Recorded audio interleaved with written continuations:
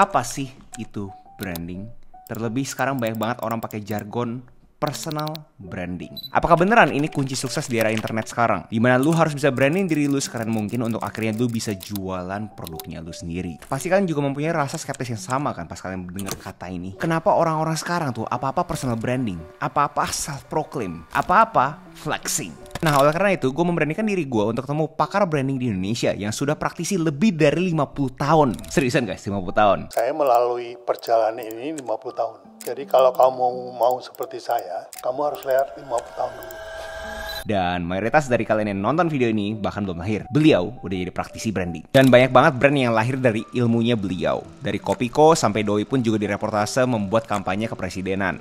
Namanya adalah Pak Subiakto. Jadi buat kalian yang masih bingung apa itu branding, apa itu personal branding, jangan skip video ini. Nonton sampai habis, diulang-ulang sampai kalian tuh ngerti. Jangan menyia-nyiakan kesempatan untuk beneran memahami apa itu branding. Karena gue yakin buat kalian yang pemikirannya sederhana pasti mikirnya branding itu logo, branding itu color palette, branding itu typography. Atau kalian yang pemikiran cukup kritis, pemikirannya adalah branding itu impression, branding itu janji ke customer, branding itu reputasi. Dan gue sama seperti kalian, tapi setelah gue mendapatkan kesempatan untuk ngobrol sama beliau selama 40 menitan, persepsi gue berubah. Dan gue jamin setelah kalian nonton video ini sampai habis, persepsi kalian pun juga ada perubahan. Nah berikutnya, karena melalui sosial media itu terkumpul data, maka terjadilah algoritma. Gaya hidup orang tercatat. Jadi Agus ngapain sehari-harinya, saya ngapain sehari-harinya, itu tercatat dan produknya itu disesuaikan dengan kebiasaan algoritma itu. Itu marketing 4.0. Nah, karena makin kesini itu dikuasai oleh Gen Z yang menuntut imersif. Artinya kita kumpulnya offline, tapi bayarnya masing-masing ya. Jadi dari mulai menu, dia itu lihatnya maunya di handphone, personalize. Menu gue yang order, langsung bayar di situ. Nah itu marketing 6.0. Jadi brand itu tergantung dari, kalau gue nebak-nebak nih, ini ngomong brand 1.0 atau 3.0 atau 4.0. Pertama beliau berangkat ya dari 1.0 ke 6.0, dimana umumnya 1.0 itu kan adalah kalian harus tahu kalian punya produk itu apa. Habis itu berangkat ke 2.0 dimana apa sih benefitnya. Habis itu ke 3.0 bisa jadi seperti apa. Habis itu ke 4.0 itu yang sifatnya itu engagement, udah ada community engagementnya. Kayak setelah mengkonsumsi kalian punya brand, apa yang dia lakukan. Terus habis itu loncat ke 5.0 dimana itu udah memainkan algoritmanya manusia. Dan terakhir ada 6.0 dimana itu adalah personalize. Setiap orang itu kan manusia sangat unik kan ya. Jadi kita sebagai brand harus bisa melakukan suatu custom, suatu pendekatan secara personal ke setiap manusia tersebut. Setelah gue mendengar terhadap branding itu ada 1.0 sampai 6.0 segala macam, gue dengan bodohnya melakukan pertanyaan, ya apakah bisa disimplifikasi? Dimana dia ada komentar ya branding itu adalah kebenaran baru. Dan gue berasa kalian juga bisa relate. Iya juga sih ya, branding itu adalah suatu kebenaran yang dibentuk. Brand itu sebuah kebenaran baru. Jadi menunjukkan produk sebagai fakta itu udah kuno. Oke. Sekarang jangan produknya yang ditunjukin, gitu. Tapi kebenaran barunya yang ditunjukin. Aku mainin peran netizen lagi, kebenaran itu apa dalam konteks hasil, dalam konteks benefit? Kognitif. Cukup kognitif aja. Oke, secara kognitif kita bisa lihat, rasakan maknanya, terus perannya, itu udah cukup. Meskipun tidak meraba barangnya. Dan itu bisa kemungkinan besar bahkan mungkin kedistorsi sama faktanya, bahkan sama produknya. Bahkan membuat fakta baru. Iya. Dimana kita kalau misalnya melakukan personal branding ataupun kita mempunyai brand, kita harus bisa menawarkan kebiasaan baru. Kebiasaan baru tersebut kalau misalkan sesuatu yang positif akan menjadi sesuatu ritual. Ritual baru tersebut kalau misalkan sudah dilakukan repetisi yang berkali-kali, akhirnya menjadi suatu fakta baru. Nah, untuk melakukan branding ini, jelasnya kita butuh yang namanya value, nilai tambah. nilai apa yang bisa kita tambahkan di pasar ini, di masyarakat ini. Nah, dari percakapan gue sama beliau, dia tuh kasih tahu bahwa hasil yang lo mau tuh apa. Nah, hasil yang lo mau tuh seperti apa, lo reverse engineer ke nilai tambah apa yang produk lo tuh bisa bawakan. Bapak klaim itu Kopiko tuh bahkan R&D-nya belum tuh? Belum, karena saya yang bikin. Jadi bener-bener dari sebelah kanannya dulu, dari spektrum jadinya dulu. Betul. Outcome-nya gue pengen seperti apa, Yes. Bapak reverse engineer Betul. ke produknya. Ya, sampai begitu produk jadi ada 8 toples yang harus kita coba satu. Dicoba, namanya food testing. Kita tes, akhirnya dipilih yang nomor 6. Ini yang paling cocok. Jadilah produk itu. Jadi caranya udah bener, kalian tuh udah mikir ke depannya dahulu, kayak hasilnya mau seperti apa, dampaknya seperti apa, fakta barunya seperti apa. Itu kan di masa depan. Kalian pukul ke masa lalunya, ke masa sekarangnya kalian. Dimana kalian punya produk itu bisa memberikan manfaat apa, value-nya di mana. Fokus di value tersebut. Lalu setelah kalian sudah saklek dengan value-nya kalian, pada umumnya orang pasti langsung pengen mencari keviralan. Nah, beliau ada ngelebar terhadap apa sih itu viral yang sehat gitu kan. Viral kalau tidak mengandung network effect yang nggak ada hasilnya.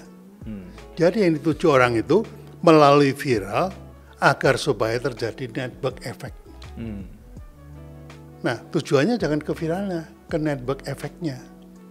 Efek apa yang diharapkan dari konten ini. Nah, beliau ada komentar gitu bahwa namanya viral belum tentu bagus. Dimana dikomentarin kalau misalkan kalian mau viral, carilah viral yang punya network effect-nya. Digarisbawahi effect, dimana dia pengen ada suatu efek dari keviralan tersebut. Contohnya di-share ke temen kah, contoh dipakai terus-terusan. Karena menurut dia kagak ada fungsinya viral kalau misalkan ya nggak ada network effect-nya. Jadi bukan fokus ke viralnya, tapi fokus ke jumlah views yang menurut kalian itu bakal mempunyai suatu network effect. Sekali lagi, jadi bukan masalah viralnya 1 juta viewsnya, tapi keberapapun viewsnya yang menurut kalian akan mempunyai suatu network effect. Jadi ngomong simpel ya, nggak ada gunanya 1 juta views tapi nggak ada yang peduli sama brandnya kalian. Mendingan 1000 views tapi 1000 itu peduli banget sama brandnya kalian. Lanjut, kalian harus mikirin algoritma manusia itu seperti apa pada umumnya.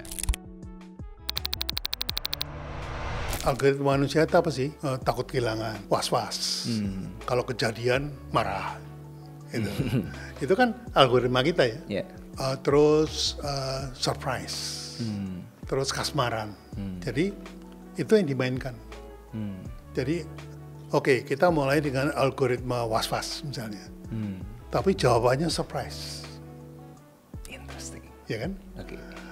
Kemudian ujungnya jadi kasmaran. Gitu. Nah, apa yang kita mainkan? Misalnya satu, takut kehilangan.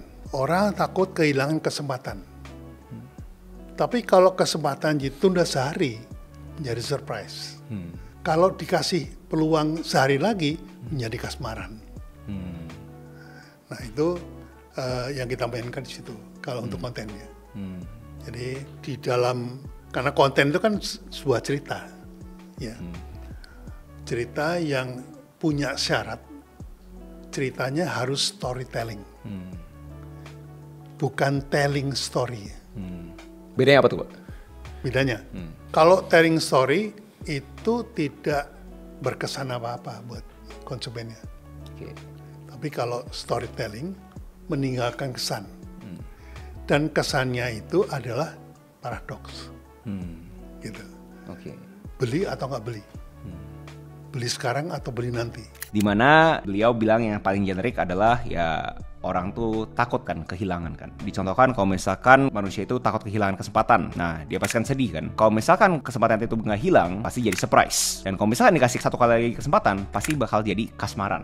Poinnya adalah kalian harus bisa berpikir, kalian punya produk, kalian punya value ini menyelesaikan masalah apa. Nah, masalah tersebut kalian tuh harus bisa amplifikasikan dengan algoritma manusia. Nah, di saat kalian itu bisa amplifikasikan dengan algoritma manusia, nah itu baru tuh kalian punya produk tuh punya kesempatan untuk bikin fakta baru. Menurut gue semakin perkembangan media sosial, algoritma kan makin merakyat.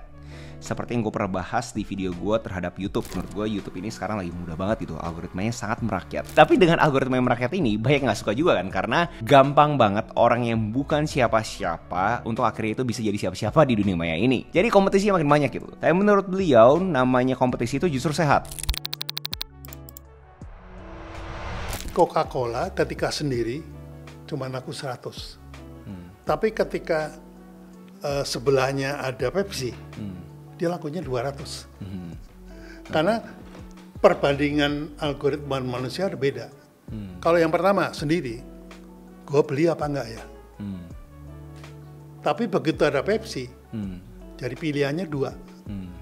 Gue beli Coca-Cola atau Pepsi. Dikasih tahu Coca-Cola kalau misalkan cuma ada satu doang, Coca-Cola doang cuma bisa jualan 100 kaleng. Tapi begitu ada Pepsi, udah industrinya bertumbuh dan Coca-Colanya pun juga bisa jualan sampai 200 kaleng. Jadi dia ngambil angle bahwa kompetisi itu jangan terkesan seakan-akan menyakiti kalian, tapi bisa aja menumbuhkan industri kalian juga. Dan gue juga ngelebar terhadap tren di media sosial sekarang, di mana orang-orang tuh suka banget melakukan nyenggol marketing, dan ya secara hukum beliau bilang nggak boleh. Pak Abi sendiri ngeliat personal branding itu sama gak sih teori yang tadi Pak Abi ceritakan, dari Pak Abi bilangin Kopiko, itu sebenarnya bisa diterapkan dalam konteks personal branding gak sih? Personal branding berkaitan dengan produk itu sebetulnya kuno, bukan barang baru. Jadi produk branding itu adalah kamu dalam bentuk produk. Jadi gudeg Yujum itu adalah Yujum dalam bentuk gudeg. Gitu.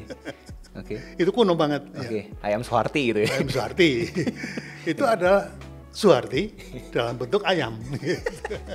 Oke, bisa masuk. Nah akhirnya nggak tahu kenapa dan sejak kapan mulainya itu kemudian netizen kembali ke ranah itu. Jadi kalau produknya mau laku, kamunya harus personal brand. Which is benar juga, karena kalau produk itu adalah kamu dalam bentuk produk, maka itu benar. Berikutnya dia kasih tahu terhadap personal branding itu menurut Doi udah lama. Contohnya kita ngomongin terhadap ayam goreng Suharti. Menurut dia itu adalah Suharti dalam bentuk ayam goreng. Dan apapun itulah, kalian pasti tahu banyak banget brand-brand yang memakai nama si pencipta ataupun ownernya. Jadinya menurut dia ini bukan sesuatu yang baru, dari dulu sudah dilakukan, cuma sekarang ini diamplifikasikan dengan media sosial. Nah di sini menurut gue pelajaran yang kalian itu harus bisa garis bawahi adalah kalian tuh harus berpikir kalian tuh dalam bentuk produk seperti apa. Jadi jangan serta-merta kalian itu personal branding itu bukan diri kalian juga. Kebayang gak sih poinnya? Kayak kalian tuh kayak ayam goreng Suharti, dia kan bisa kan, Suharti bisa bikin ayam goreng tersebut. Nah kalian harus pikirin kalian pengen terasosiasikan dengan produk seperti apa. Produknya kalian itu merepresentasikan diri kalian juga. Jadi buat kalian yang di sini mungkin masih kesulitan terhadap personal branding, kalian harus mikirin dulu kalian itu siapa dan apakah produk yang kalian coba jual ini itu merepresentasikan kalian. Lalu blueprintnya apa bos? Ya kan pasti pemikiran kalian seperti itu. Dimana beliau ngomong apa adanya guys, karena ya seperti kalian tahu beliau udah cukup berumur, nggak ada yang instan. Saya melalui perjalanan ini 50 tahun. Jadi kalau kamu mau seperti saya, kamu harus lihat 50 tahun dulu. Ini contohnya misalnya saya bikin 15 langkah bisa bikin brand. Ya. Yang bukunya bentar lagi saya cetak. Siap. Link ada di deskripsi. Link ya. Nanti akan ada nih. Nah itu bisa bikin brand Jilid 2 ini adalah 15 langkah yang selama 50 tahun saya lewati untuk setiap bikin brand gitu. Nah buat pemula kalau baca buku marketing itu mungkin ada 20 bab yang harus dibaca. Tapi buku kedua mungkin tidak perlu 20-20-nya dibaca. Mungkin cuma 15. Yang 5 nggak dibaca. Buku ketiga mungkin tinggal 10. Buku keempat mungkin tinggal 5. Oke. Buku ke-10 berapa bab kamu baca? 1 bab doang. Oke. Konklusinya ya. Nah, itu adalah pengalaman gitu.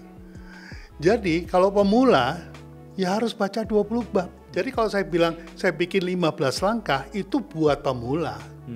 Kalau buat yang sudah pengalaman seperti saya, 1 bab aja cukup. Dari 15 bisa dipilih langkah keberapa yang akan saya jalani. Kalian mau berpikir bahwa kalian langsung belajar sama beliau langsung bisa, jelasnya kagak bisa gitu kan. Ini semua tuh butuh jam terbang ya. Dan penafsiran gue saat gue ngobrol itu sama beliau, branding itu long game guys. Jelasnya ada yang namanya quick wins-nya, seperti beliau cerita di podcastnya kalian Kadotide, link it. Tapi kalau misalkan kita ngomongin secara holistik, branding itu it's a long game guys. Nggak ada yang namanya instan guys. Dengan iklim media sosial di Indonesia yang suka flexing, beliau berasa namanya flexing itu subjektif. Di bisnis itu ada penjual dan pembeli, ya. Di mata penjual, produknya dia itu objektif. Jadi kalau Agus cerita tentang link, dia bisa cerita. Ini untungnya di mana, ini caranya gimana segala macam sampai semuanya tahu. Tapi konsumen nggak tahu. Sama aja di antara kita nih ada angka 6. Angka 6. Dari pandangan saya, dia angkanya 6. Tapi dari Agus, angkanya 9. Nah, ini namanya objektif dan subjektif. Jadi, yang banyak orang itu adalah menyampaikan apa yang dia lihat. Jadinya objektif. Gitu. Sementara konsumen melihatnya lain. Angka yang beda lagi, di mana mungkin dia, aku sudah cocok barangnya, aku sudah percaya, aku sudah punya duitnya, tapi belinya, ntar ya, nunggu adik saya lulus. Lulusnya kapan? Ya nggak tahu adiknya lulusnya kapan. Gitu. Nah itu subjektif. Jadi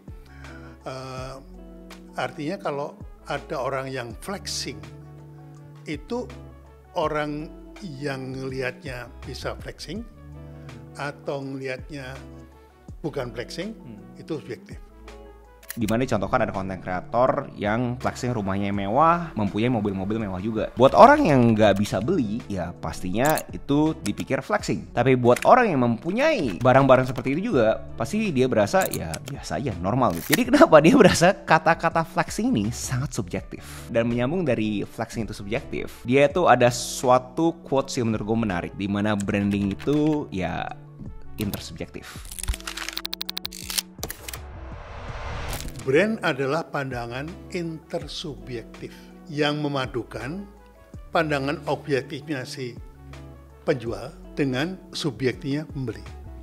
Realita pasar. Ya, itu brand. Oke, coba itu ulang-ulang terus sampai kalian ngerti itu yang barusan tuh. Branding itu adalah pandangan intersubjektif dari sisi pembuatnya yang buat suatu produk yang ada brandnya, dan dari sisi yang mengkonsumsi produknya. Dia juga ada pandangan terhadap produk ataupun brand tersebut. Jadi ini intersubjektif nih. Jadi variabelnya banyak. Nggak cuma dari pembuat produknya, tapi juga dari sisi penggunanya juga. Bisa jadi si penjualnya tuh udah bener berasa ini sangat objektif, tapi dari sisi pembelinya itu subjektif. Subjektifnya seperti apa ya? Siapa tahu kalian itu berasa produk kalian tuh udah bagus banget. Kalian udah secara objektif, kalian udah test proof, kalian berasa ini berdasarkan kalian punya pengalaman, ini adalah kalian punya reputasi di dalam bentuk produk. Udah tuh, saklek. Tapi dari pembeli tersebut, mungkin aja mempunyai suatu subjektivitas. Contoh, kita ngomongin di hari itu pas beli produknya kalian, beliau itu habis kecopetan. Siapa tahu ya, amit-amit. Pas mereka kecopetan terus habis itu tetap masih beli produknya kalian, terus produknya kalian itu kagak bisa mendeliver kalian punya core value di matanya dia. Pasti dia kan langsung berasa sesuatu yang sangat gak enak kan, yang kayak kok gini sih produknya. Yang bahasa ekonominya adalah buyer's remorse. Makanya dulu ketika saya ngajar workshop pertama, itu gratis. Saya keliling Indonesia. Gratis? Sampai ke Manado, gratis. Pokoknya asal lu bisa ngasih gua biaya untuk terbang, nginep, makan, gua kasih lu gratis. Kumpulin 20 apa 30 orang terserah. Itu saksinya Bu Dita. Itu tahun 2014. 2012 malah. 14. Nah, yang terjadi adalah ketika dikasih gratis, itu nggak ada komitmen. Jadi lagi ngomong enak-enak gitu, maaf Pak, kenapa? Saya mau ada rapat RT. Oh, jadi konten gua kalah sama rapat RT. Ini tentang sampah tuh dinumpuk di mana-mana. Jadi konten gue kalah sama sampah gitu. Maaf Pak, saya mau jemput anak sekolah. Jadi akhirnya, wah kali ini kita bikin komitmen aja. Kalau orang itu bayar, dia pasti mikir, nyuruh adiknya kayak jemput anaknya ke sekolah gitu. Jadi akhirnya saya bikin berbayar.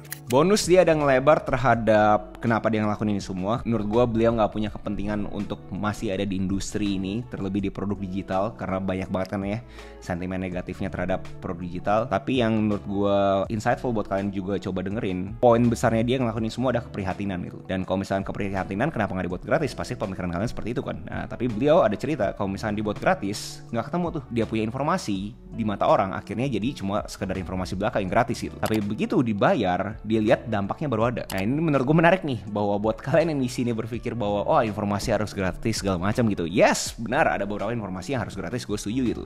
Tapi saat kalian itu meminta informasi yang lebih dalam lagi segala macam, kalau misalkan gratis melulu, ya kalian nggak gerak gitu. Layaknya si Pak Abi bilang gitu. Kalau misalkan dia keliling Indonesia gratis, nggak ada dampaknya. Karena orang-orang berasa, oh yaudah informasi masuk ke kuping kanan terus keluar ke kuping kiri. Tapi kalau misalnya kalian sudah melakukan suatu komitmen finansial yang menurut Pak Bi juga ya sudah dirancang sedemikian rupa untuk bisa terakses ke siapapun, beda kan? Karena kalian mempunyai suatu pemikiran bahwa, oh nih gue udah bayar nih, masa gue gak dapet apa-apa sih? So menurut gue menarik banget buat kalian di sini yang masih berasa bingung kayak kenapa sih gue harus masuk ke industri produk digital ataupun personal branding atau apapun itu.